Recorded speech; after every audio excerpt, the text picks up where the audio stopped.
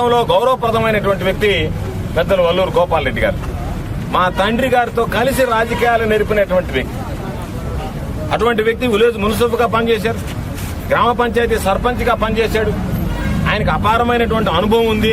ఆయన గురించి ప్రతి ఒక్కరికి తెలిసినటువంటి అటువంటి వ్యక్తి మీద ఈరోజు ఆయన దగ్గర ఏదో డాక్యుమెంట్స్ ఉన్నాయి, ఫోర్జరీ డాక్యుమెంట్స్ అని చెప్పినానని నిన్న తహసీల్దార్ గారు ఎస్ఐకి చెప్పడం, పొదలకూరు ఎస్ఐ సిఐ ఇద్దరు హనీఫ్ బాషా, రాంబాబు వీళ్ళిద్దరు ఆదేశాలతో నేరుగా సిబ్బందిని ఆయన ఇంటి మీదకి పంపించడం జరిగింది.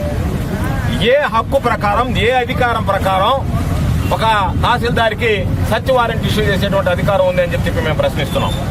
Section 94 of criminal procedure code clear గా చెప్తుంది. జిల్లా మ్యాజిస్ట్రేట్ కలెక్టర్ గారు, సబ్ డివిజనల్ మ్యాజిస్ట్రేట్ ఆర్డీఓ గారు లేదా ఫస్ట్ క్లాస్ జ్యుడిషియల్ మ్యాజిస్ట్రేట్ కి మాత్రమే క్రిమినల్ ప్రొసీజర్ కోడ్ సెక్షన్ 94 ప్రకారం ఎక్కడన్నా ఎవరన్నా ఇంటికి వెళ్లాలంటే సర్చ్ వారెంట్ ఇష్యూ చేసేటువంటి అధికారం వీళ్ళ ముగ్గురికి ఉంది తప్ప తహసీల్దార్కి లేదు.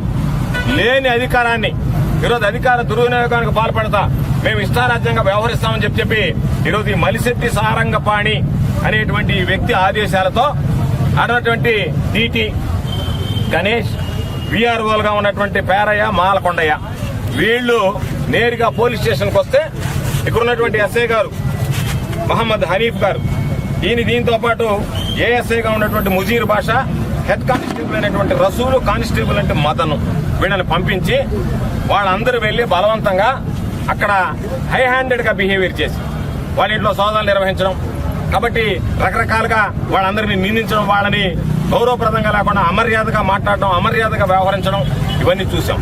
కానీ కొండన దేవి ఎలుకను పెట్టినట్టుగా ఏదన్నా మీకు దొరికిందా అంటే ఏమీ దొరకలేదు. కేవలం ఆయనకున్నటువంటి పొరువుని అప్రతిష్ట పాలు చేయాలనేటువంటి లక్ష్యంతో మేము విస్తరవిడిగా ప్రవర్తిస్తాం. నేను 10 సంవత్సరాలు శాసనసభ్యునిగా ఉన్నా, 5 సంవత్సరాలు ప్రతిపక్ష పార్టీగా శాసనసభ్యుడిగా ఉన్నా, 5 సంవత్సరాలు అధికార పార్టీలో శాసనసభ్యుడిగా ఉన్నా, మంత్రిగా పనిచేశా. ఏ రోజైనా ఏ ఇంటి మీదకైనా ఎవరి మీదకైనా పోలీసుల్ని, రెవెన్యూ అధికారులను పంపించి సోదాలు చేయించినటువంటి సందర్భాలు ఉన్నాయా? సిఆర్పీసీ అమల్లో ఉందా? క్రిమినల్ ప్రొసీజర్ కోడ్ ఎస్ఆర్పీసీ అమల్లో ఉందా? సోమిరెడ్డి ప్రొసీజర్ కోడ్ అర్థం కానిటువంటి పరిస్థితి. కాబట్టి మేము అధికారులకు చెప్పేది, సోమిరెడ్డి లాంటి చరిత్రహీనుడు మాటలు విని మీరు ఈ విధంగా కనుక పూనుకుంటే తప్పనిసరిగా భారీ మూల్యం చెల్లించుకోవాల్సినటువంటి పరిస్థితి ఏర్పడుతుంది.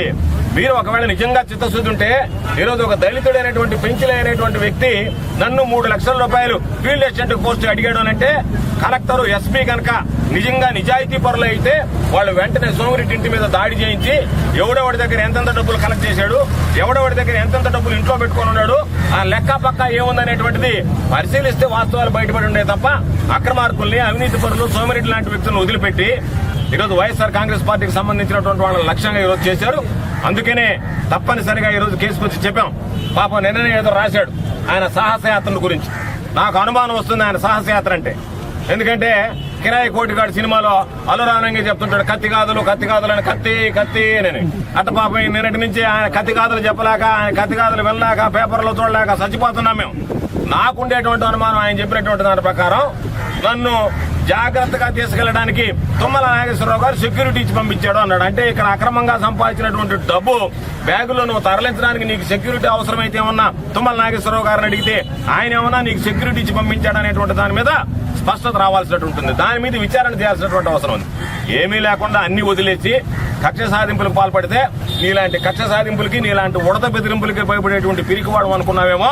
సోమిరెడ్డి లాగా ఉడత బెదిరింపులకు భయపడేటువంటి పిరికివాళ్ళం కాదు. సారంగపాణి ఆదేశాలతో విఆర్ఓ పేరయ్య మీద, విఆర్ఓ మాలకొండయ్య మీద, డిప్యూటీ తహసీల్దార్ గణేష్ మీద, అదేవిధంగా వాళ్ళకి ఇవ్వకూడనటువంటి బందోబస్తు, ఎవడంటే వాడు అడిగితే పోలీసు బందోబస్తు ఇవ్వాల్సినటువంటి అవసరం లేదు. ఆయన అసాంఘిక కార్యకలాపాలకు నేను వెళ్తున్నాను తహసీల్దార్ అడిగితే దానికి పోలీసు బందోబస్తు ఇవ్వాల్సినటువంటి అవసరం లేదు. పోలీసు బందోబస్తు ఇచ్చేటప్పుడు ఏ కార్యక్రమానికి ఆయన అడుగుతున్నాడు అది చట్టరీత్యా పోలీసులు బందోబస్తు ఇవ్వడానికి అర్హత కలిగి ఉందా లేదా, ఇవ్వడానికి అవకాశం ఉందా లేదా అనేటువంటిది పరిశీలించకుండా మీ ఇష్ట ప్రకారం మీరు బందోబస్తులు ఇచ్చి మేము ఇళ్ల మీదకు పోలీసుల్ని, రెవెన్యూ అధికారులపై మా విచ్చలవిడిగా ప్రవర్తిస్తామంటే విడిచిపెట్టేటువంటి ప్రసక్తి ఉండదు. కాబట్టి అధికారం ఈ రోజు మీ దగ్గర ఉండొచ్చు. కాబట్టి అధికారం ఉందని మీరు విర్రవేయవచ్చు. నేను ఒకటే విషయం చెప్తున్నా, దీని మీద మీరు ఎఫ్ఐఆర్ కట్టి వాళ్ళని అరెస్ట్ చేసి రిమాండ్ చేస్తారా? లేని పక్షంలో ఖచ్చితంగా దీని మీద ప్రైవేట్ కేసు వేస్తాం.